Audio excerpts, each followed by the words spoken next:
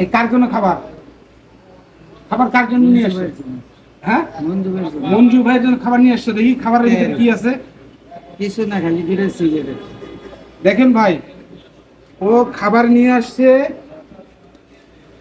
ও খাবার নিয়ে আসছে। খাবারের এই যে দেখুন, দুটো সিগারেট। এই যে দেখুন কিভাবে সিগারেট নিয়ে আসছে। এই যে খাবারের সঙ্গে দেখেন সিগারেট, মানে বিরিয়ানির সঙ্গে সিগারেট নিয়ে আসছে।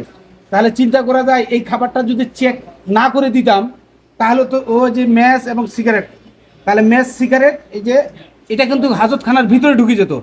তাহলে দেখুন তারা কত টেকনিক মানে অবলম্বন করে, মানে আসামিদের ভিতরে খাবার পৌঁছায়। তারপরে আমি এই ভিতরে ভিতরে হাত ঢুকাও তো দেখি, হাত ঢুকাও, ঢুকাও তুমি, ঢুকাও ঢুকাও তুমি, ঢুকাও দেখি। হ্যাঁ, ভাত খাও এখন, খাও দেখি, খাও এখন, মাংস খাও।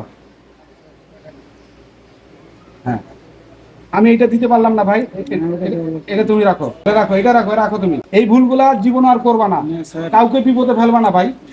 আমরা তো খাবারগুলো সবসময় দিয়ে থাকি নাকি? না দেই না, এটা এটা কথা আছে। আমরা যথেষ্ট ভালো ব্যবহার করার চেষ্টা করি।